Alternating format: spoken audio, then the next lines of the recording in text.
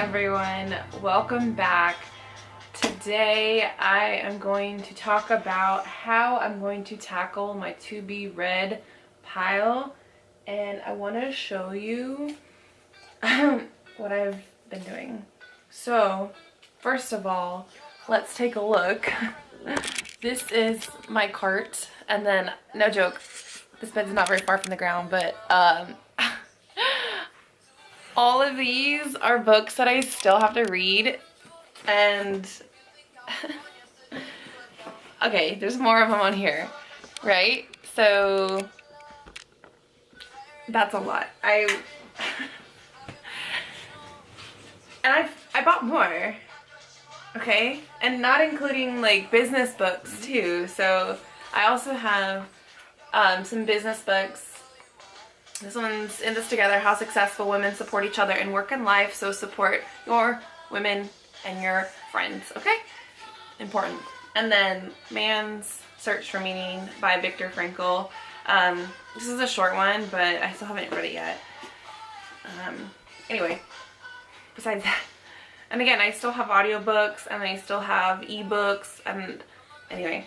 So what I decided to do, because I could not figure out which books I wanted to read next, so I didn't even tag this one, but that's okay because it's a series and I'll just not deal with that.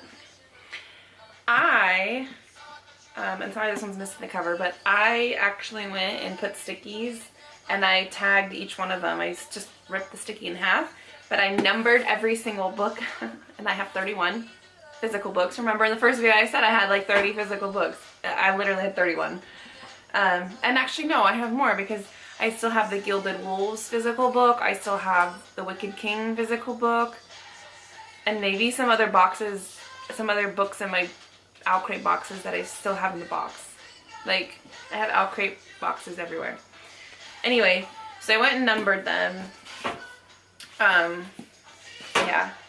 By the way, this doesn't have a cover. This is The Clockmaker's Daughter by Kate Morton. I love Kate Morton.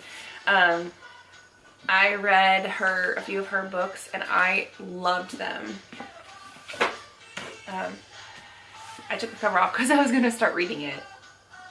Okay, I'm behind the mark here. So yeah, so I've numbered every single one of them and they all correspond to these here.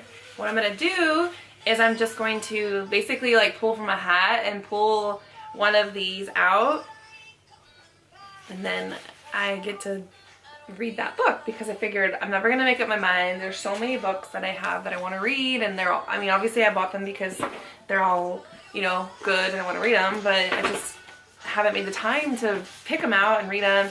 And honestly, I just finished my very last assignment for my master's degree, and let me just say how good that feels to say that. Because now I can read without feeling bad, and, you know, without being like, I'm sitting here reading and really I am thinking about the homework that I have to do in my head, but the book's so good I want to read. So yeah, that's what I did. So right now I'm currently actually reading the sequel to Rebel of the Sands. I could not put this book down, so a little bit of a like review of this book since I'm talking about the sequel. I just couldn't put it down. This is really good. Oh, captivated me from the very first page. I'll read you the first page. They said the only folks who belonged in Deadshot After Dark were the ones who were up to no good. I wasn't up to no good. Then again, I wasn't exactly up to no bad either. I slipped from Blue's saddle and tethered her to a post behind some bar called the Dusty Mouth. The kid sitting against the fence was sizing me up suspiciously, or maybe that was just his two black eyes. I tugged the wide brim of my hat lower as I stepped out of the yard. I'd stolen the hat from my uncle along with the horse. Well, borrowed, more like it. Everything I owned belonged to my uncle anyway, according to law, down to the clothes on my back. The doors of the bar banged open, spilling out light and noise, and a fat drunk with his arm around a pretty girl. My hand snapped to my Shima before I could think better of it, checking it was still tightly fastened, so the better part of my face was covered. I was wrapped up to my eyes, and even hours after sunset, I was sweating under the padding like a sinner at prayers. I figured I looked more like some lost nomad than a real sharpshooter. But so long as I didn't look like a girl, it didn't much matter. Tonight, I was getting out of here with at least my life. All the better if I got out with a few coins in my pocket too. Like what? I want to know what's happening. Why is she wanting to get out of this city, this town she lives in, Dust Walk? Why does she have to dress up like a boy, you know, cover her face? So super good, super like captivating from the first, that was the first 2 paragraphs. That's usually how I pick a book. If the book can capture me from the very beginning, a lot of times when I go to the bookstore, I'll sit there and I'll read the first page, and if it captures me, I know it's going to be a good read.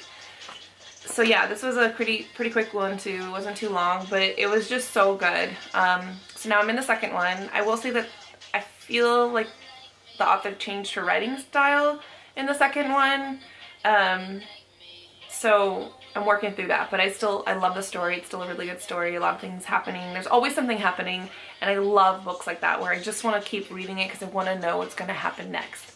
So that was definitely this book. It's an older book. I believe it came out in like 2014 maybe. Let's see here. But it's super good. 2016. So it's not too bad. Not too old. It's 3 years, but super good.